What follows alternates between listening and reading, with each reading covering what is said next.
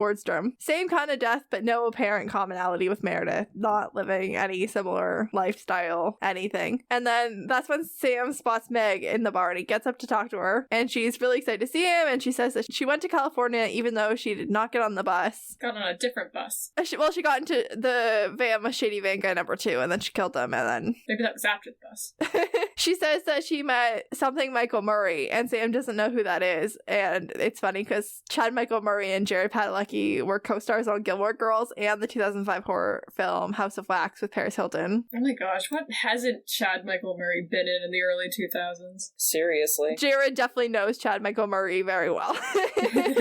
Also, side note, Meg has a really nice blouse here. I did not notice, which is unlike me. It's like lavender and kind of ruffly. It's pretty. It's very weird that I wouldn't notice that. It's okay. Purple's my favorite color, and I love Meg, and I like clothes. Well, come on, KJ.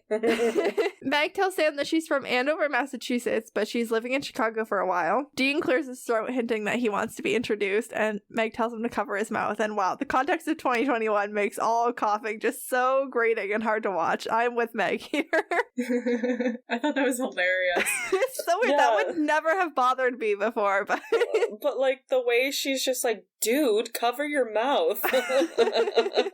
It really hits differently now. Sam introduces Meg and Dean, and Meg immediately goes off on Dean, doesn't have a great view of him. She starts chewing him out, and Dean's like, this is awkward, I'm gonna go get a drink. Yeah. And then Meg tells Sam that if it were her, she'd kill Dean, and she definitely would. And I am taking a note of Meg's number because she gives it to Sam here, just in case, like Dean's original number, it ends up being something meaningful, but I don't think it is. But it's 312-555-0143. 312 is a Chicago/Cook County area code. I did look that up, so that's like correct. I love that they took the time to get a correct area code, but didn't in the pilot or in like episode 2 didn't make sure that the coordinates were in the correct state. I gotta stop with that. I know. Maybe at this point they're just like, hey, maybe we should like actually do stuff, yeah. But this is the first time that Sam asks for Meg's last name. It's Masters. I think we've been just calling her Meg Masters this whole time. Whoops. Sam and Dean leave the bar, and Sam immediately is like, it is weird for Meg to show up somewhere that we are. And now that Meg isn't around, Dean is taking the time to have feelings about her comments. And Sam explains that he met Meg when he and Dean had that very huge fight in the episode Scarecrow. Yeah, I just like, I know this, one of the siblings always takes turn, like, insisting, like, this isn't a supernatural case, but come on, Dean, like, listen to Sam, why don't you? Yeah, there's some things happening here. So Dean is very upset by the fact that he might be keeping Sam against his will, and I'm currently, at the time of recording, I'm editing episode 15, which was our love languages, and we know that one of Dean's is, like, quality time, and he's really sensitive to people leaving him. Yeah. So he's very upset by the insinuation that he might be keeping Sam against his will. Sam is annoyed, but insists of course not, and that he just wants Dean to shut up and listen to him for a minute. And then Dean, brushes off Meg's appearance in their lives as a coincidence and tells Sam that he should use his upstairs brain a little less because Dean is overinvested in Sam's sex life. And I have theories about this. I'm gonna save them for our mental health check. Okay. Well, that sounds interesting. There's some stuff going on in their dynamic that is influencing this. But yes, it is also part of that one of them has to always be like, this isn't really a case, or this isn't important. But like at the same time, I just think it's so funny that Sam is just like, this is something supernatural. We need to investigate it. Yeah, and Dean's like, you want to sleep with her. And Dean's just like, that is a hot girl, dude. And I like that they set up that he's gonna watch her, and Sam's like, okay, whatever, and Dean's like, all right, you little pervert. You watch her, yeah. I'm gonna not think too hard about how creepy that is. Yeah. Nah. Sam tells Dean to check on the info that Meg gave him, her last name and where she's from, and Sam's going to go tail Meg and see where she goes. So Sam is in the driver's seat, sitting outside of Meg's apartment. I'm not sure what exactly the meaning is behind Sam being in, I mean, obviously he's in the driver's seat because he's alone, but I don't know if it's because he's right about Meg. But, I just always have to point out anytime that Sam is driving. Yes. Well, you did. It's an obligation that I've made. We're glad. Stick to your guns. It's all good. And Dean says that Meg's info checks out and advises Sam to stop lurking and go knock on her door. And Dean has also located the symbol, says it's Zoroastrian. Zoroastrian? I don't know why I just forgot how to read that word. I'm gonna have to read it a million times later, and it's probably gonna be a completely different word by the time I'm done with it. And he gives the date 2000 BCE. I'm not sure if that checks out, but fun fact, people still practice Zoroastrianism today. Yes, they do. That was a fun thing I learned this week. I feel like I knew that already. I watch a lot of Bones, and I feel like that's come up there before. Really? Oh, Bones. I love Bones. Dear. Dean also tells Sam that the symbol is for a deva, which is a demon of darkness that Sam's never heard of. And Dean says they have nasty attitudes, kind of like demonic pit bulls. And excuse me, Eric Kripke, but I refuse to believe that you've met a pit bull in your entire life. Pit bulls as a general breed are loyal, affectionate dogs. You get that prejudicial dog breed slander out of my beloved Dean Winchester's mouth. There are two things I take very seriously: supernatural and dogs. Yes. I will Dogs are not nice. have this pit bull slander. I want a pit bull so badly. They are banned in Ontario where we live. Aw. People need to stop with the pit bull slander. I was enraged. Yeah, they have such cute little faces. I know. Like, I've never met a pit bull either, but like they look so cute. They and have very sweet little non-ferocious. faces, and they're good family dogs, and people who think otherwise are just misinformed. This has been Supernatural Opinions, advocating for animal rights. Yes. Exactly. Always, honestly.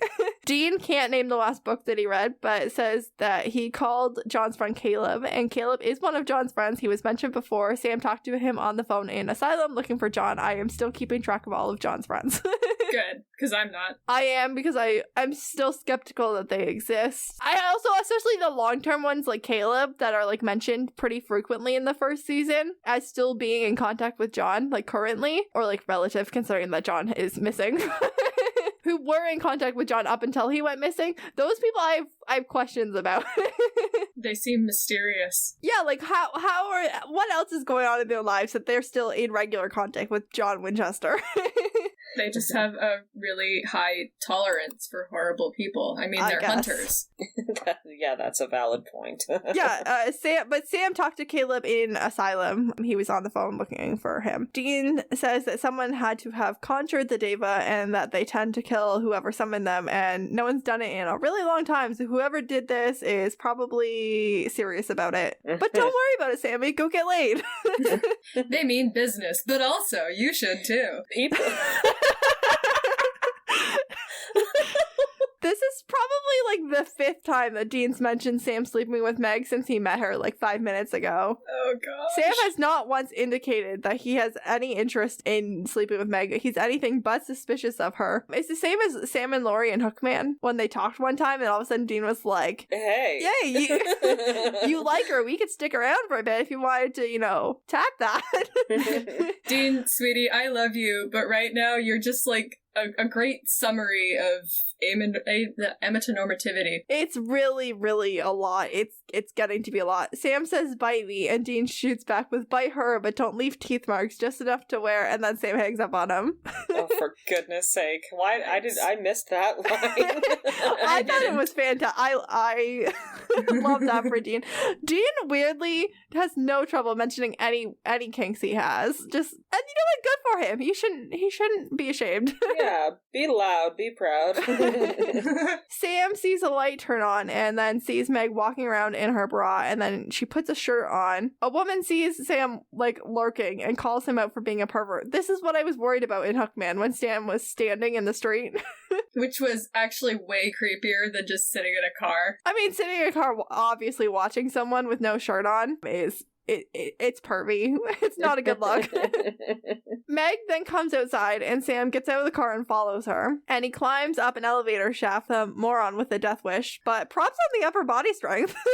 Yeah, every time someone climbs up an elevator shaft, I just get excited. This is gonna be fun. And he climbs up really high. Like, we did not realize how high. I didn't realize until the end of the episode. He wasn't just like up like a story or two, like onto the next floor. He was up very high. I'm impressed. Well, props for determination.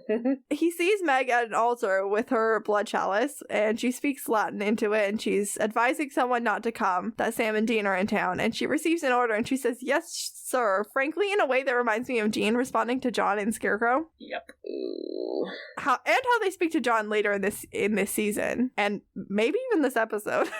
Yeah. Will he? Won't And he? we know that the last time we saw Meg, she referred to whoever she was speaking to as her father, and I feel like, yeah, it's giving authoritative father vibes. I think as much as a bubbling cup of blood can. Yeah. It's like, that's exactly the way my dad sounds when he's on the phone.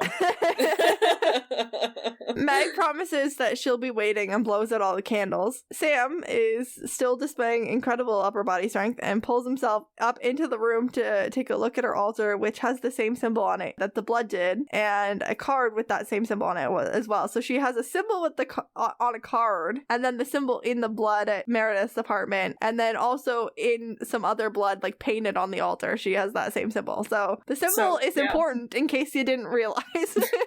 What? The whole thing with the blood spatters, I'm just like, did the diva just like do that accidentally? Does that just like naturally happen, or did it like take the time to like drip stuff on the rug just to be a drama queen? I don't know. I would think it would be the former option if it's either of those, because like I said, there were other blood spatters. Maybe that's just the shape that it takes when it's doing whatever it was doing. There we go. Like that's like the cool supernatural explanation, but I think the second one is way funnier. Yeah, I agree.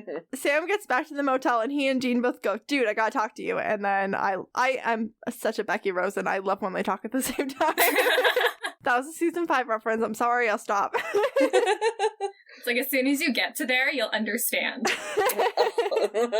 But Dean makes this really creeped out face that they jinxed each other, and I'm surprised that Dean didn't call Jinx, to be honest. Yeah, that seems more within his personality. Yeah. I don't know, every time I speak at the same time as my siblings, I get freaked out. Usually because our dad thinks it's cute. Oh my gosh. I cannot keep doing this Dean projecting attraction between Meg and Sam thing. Yeah, no. He's still doing it. I can't. Sam tells Dean about the altar and the chalice of blood she was talking through, and Dean says, "Holy crap," and then says that he talked to Amy again. Again, Amy really should lose her job. The two victims were both originally from Lawrence, Kansas, same as the two of them. And then it's Sam's turn to say, "Holy crap," and then they speculate a bunch that Meg may be associated with the demon who killed their mom. They really just leap to conclusions a lot in this whole thing. Oh, but they're so good at it. Yeah, I mean, they come to a bunch of correct conclusions, so good for them. Yay! Conveniently. Sam says that they should stake out the warehouse, not tip Meg off, and find out who shows up to meet her. Dean doesn't want to do that alone, and Sam doesn't say anything, but his face does, and they come to an unspoken agreement to call John. I mean, I don't know why. I mean, just call John. I mean, chances are he's not going to show up anyways. Why not? So it couldn't hurt, most likely. It'll only hurt you in the emotions when he abandons you again. I mean, but my emotions are so delicate now. They get more hurt in their 2 minutes with John in this episode than they do in the rest of the episode. Oh, shoot. It tells you something. Cut to Dean on the phone. John won't come when his son is literally dying, but if he thinks that they've got a lead on the thing that killed Mary, he's already in the car. Cannot get to Chicago fast enough.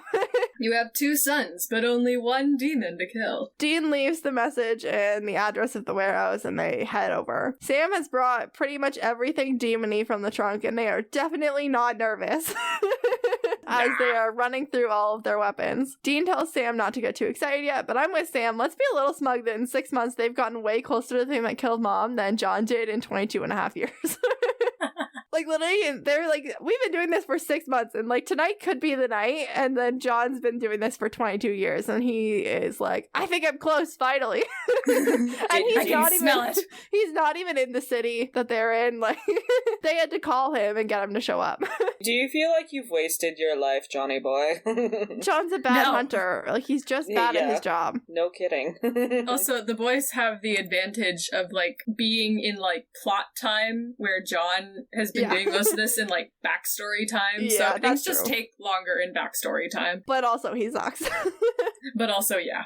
Sam says that if they get the thing tonight, he's going to sleep for a month and then he wants to go back to college, which surprises Dean, but he musters up good for you because he's a good brother. And Sam asks what Dean plans to do when it's over, and Dean says it's never going to be over. There's going to be something else to hunt. Sam says, well, yeah, but there's got to be something you want for yourself. And Dean snaps back, yeah, I don't want you to leave the second this thing's over, Sam. I'm so proud of Dean for saying that out loud.